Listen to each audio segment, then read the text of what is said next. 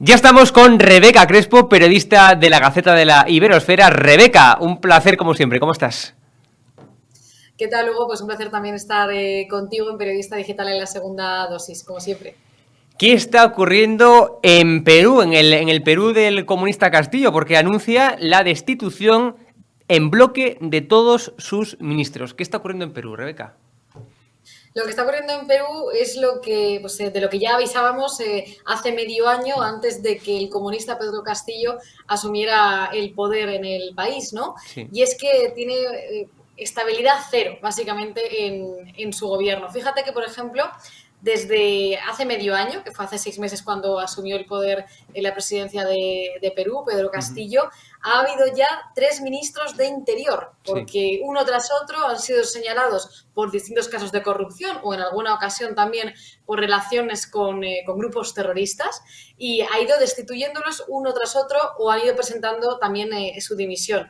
Hace un tiempo también destituyó al ministro de Gobierno, a Guido Bellido, Ujú. y puso en su lugar a Mirta Vázquez. Y precisamente es la última que también ha dimitido. Es decir, es todo una muestra, ¿no?, de la desestabilidad que existe en el gobierno de Pedro Castillo, y lo que queda claro es que es un presidente que, además de que su gestión del país es bastante mejorable, tampoco tiene mucha idea de elegir a las personas que le rodean en el gobierno, ¿no? De hecho, digamos, en ese sentido, el 70% de los peruanos suspende la gestión, el gobierno de Castillo. Es decir, no cuenta con el apoyo ni de sus ministros, ni tampoco con el apoyo de la población. Es decir, a Castillo lo quieren echar por todas partes para que la gente nos entienda. Bueno, y es que de hecho, no solo la población en sí, porque como tú dices, hoy publicamos precisamente una encuesta que dice que el 70% de Ujú. los peruanos desaprueba su gestión, sino que también está siendo desaprobado por las personas que componen el partido, Perú Libre. De hecho, tenemos dudas, Madre no mía. queda muy claro de cuál es la estrategia que puede seguir Vladimir Cerrón, que es el líder del partido de Pedro Castillo, en los próximos días. Está en el aire incluso que pretendan acabar con Pedro Castillo. Por lo menos no podemos poner la mano en el fuego ahora mismo, pero no pinta bien el futuro para el presidente de Perú. No le quieren ni los peruanos, por lo que estamos viendo según las Ujú. encuestas, y parece que tampoco le quieren sus propios compañeros de Qué gobierno o sus barbaridad. propios compañeros de partido, como estamos viendo con sucesivas dimisiones, sucesivas renuncias, y es que no es para menos. Fíjate que en los meses que lleva ahora mismo Pedro Castillo en el Ujú. gobierno, se habla de una fuga de capitales. Hay ochenta Sí. mil millones de dólares que no se sabe dónde han ido a parar desde que llegó. Y además, lo gravísimo que ocurrió la semana pasada con esa censura a una Sí. radio opositora, a la PBO. De hecho, nosotros esta semana hemos tenido la oportunidad de hablar con el CEO, con el dueño de esta radio peruana, con Philip Butters, y nos ha contado un poco la situación, y es gravísimo porque Pedro Castillo lo que está haciendo básicamente en Perú es aplicar las políticas de Hugo Chávez, pero además de una forma muchísimo más rápida Ujú. de la que lo hizo él Qué en barbaridad. Venezuela. Recordamos que él empezó, Chávez también en Venezuela, empezó cerrando medios. Primero comenzó con Radio Televisión Caracas y después fue cerrando otros muchos medios de comunicación, y lo hizo además utilizando las mismas medidas o las mismas justificaciones falsas que está utilizando Pedro Castillo, diciendo que, bueno, que tienen concesiones que no son regulares o que no están dentro de la legalidad, ¿no? Que es precisamente también lo mismo, el mismo motivo que aludió Chávez en su momento para cerrar Radio Televisión Caracas. Sí. Está aplicando cada una de esas medidas, lo que pasa es que lo está haciendo a una velocidad bastante impresionante. Es decir, no está tomando su tiempo para convertir Perú en una Venezuela. No, parece que tiene bastante intención de hacerlo, y en el menor tiempo posible. También lo estamos viendo con Repsol. Recordamos ese vertido que ha habido de la petrolera también en Perú, y lo que está haciendo también Pedro Castillo con motivo de esto, pues es imponer sanciones, impedir la salida del país de cargos de representantes, ¿no?, de Repsol, y también quiere cancelar incluso la actividad prácticamente de la petrolera en el país. Esto también recuerda a Chávez, ¿no? Al expropiese. O sea, parece Sí, que está sí. siguiendo todo tipo de políticas parecidas, políticas chavistas, además en un tiempo que asusta. Bueno, nosotros aquí en España no en esa medida de cerrar medios de comunicación, pero de vetos a medios de comunicación conocemos y bastante. Tenemos experiencia por parte del gobierno en vetar a medios de comunicación en la sede de la Asamblea Nacional, en el Congreso, incluso en la propia casa del presidente que pagamos entre todos los españoles, se llama Moncloa. La Sí, sí, Moncloa. sí. Bueno, de hecho Tenemos tenemos experiencia. muchísima suerte de que haya medios como Periodista Digital, ¿no?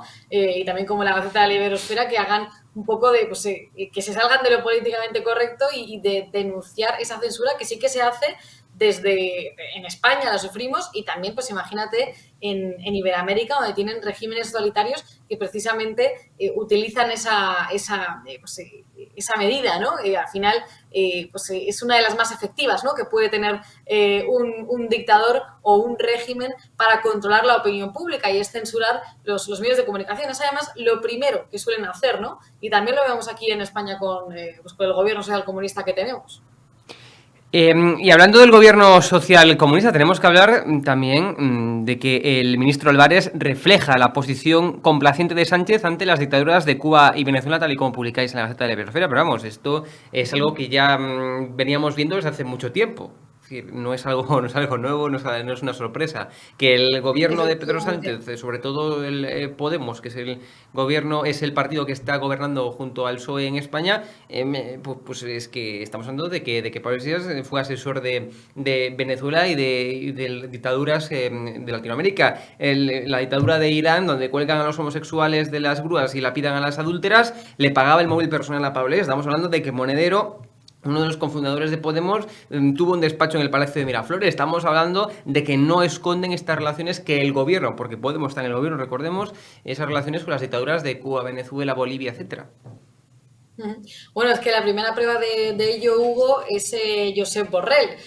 Josep Borrell, el socialista, es el primero que tiene esas Sí. relaciones con Venezuela. De hecho, recordamos que hace poco pues, envió esa misión de la Unión Europea, según ellos, pues, para controlar, ¿no?, que el proceso electoral se celebraba, ¿no?, con la mayor transparencia posible. Pero lo que hizo realmente Josep Borrell al enviar esa misión a esos falsos comicios en Venezuela es blanquear la farsa electoral, ¿no? Y es también lo que está haciendo ahora el ministro de Exteriores, Álvarez, porque sigue apostando por el diálogo con Venezuela o con Cuba. Es que no se puede dialogar con dictaduras como las que existen ahora mismo en Venezuela, y más grave aún con la que existe en Cuba, esa dictadura castrista que está llevando a cabo una represión brutal contra sus ciudadanos y contra todo aquel que se atreve a levantar la voz. Es decir, no existe el diálogo posible o la negociación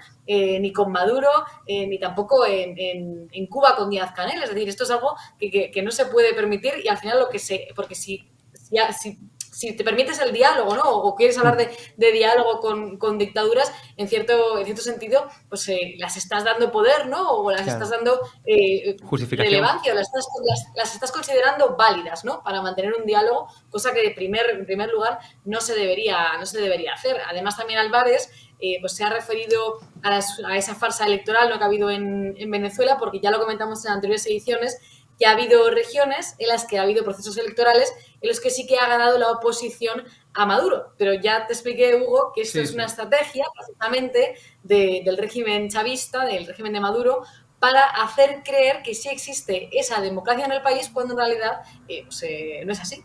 Hasta en Corea del Norte se vota. O sea que vamos, las Exacto. cosas como son. En cualquier caso, Rebeca, Cumbre de Madrid, me contó un pajarito que has estado por ahí.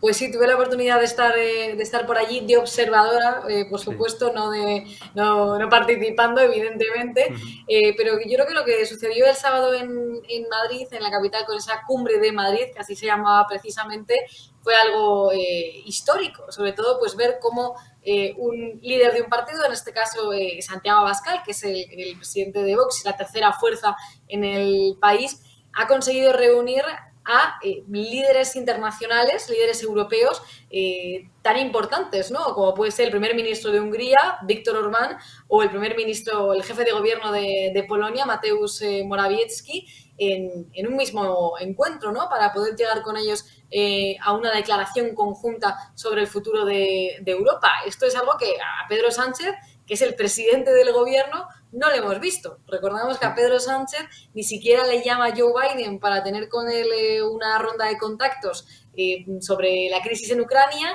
y a lo que se limita es a tener reuniones de 20 pasos, ¿no? De 20 segundos con el presidente socialista. Sin embargo, vemos cómo Santiago Abascal, que no es el presidente del gobierno, que es el líder de la tercera fuerza del país, sí que consigue reunir, ¿no? En un encuentro a tantos líderes europeos de tanta importancia, de tanta relevancia como Orbán, Morawiecki, también estuvo Marine Le Pen, que es candidata a la presidencia de Francia, y otros representantes también pues de partidos italianos como la Lega o Fratelli d'Italia, para hacer una declaración conjunta o crear una alianza de los patriotas, de los conservadores en Europa contra el globalismo, ¿no? Sobre todo en defensa pues, de la soberanía de las naciones, de la identidad de las naciones, y en defensa sobre todo de Europa, de la Europa original, de esa que respeta esa soberanía de cada uno de los países que componen el bloque comunitario, y que está a favor de que se coordine, ¿no? esa soberanía, siempre respetando la identidad de los países y el origen de Europa, la tradición cristiana también de Europa, y pues, de aplicar políticas tanto energéticas como económicas o comerciales que beneficien en la mayor medida de lo posible a los países del bloque comunitario. Rebeca Crespo, La Gaceta de la Biosfera, un placer como siempre, nos vemos. Abrazo. Igualmente, muchas gracias, Hugo. Hasta Chao. luego.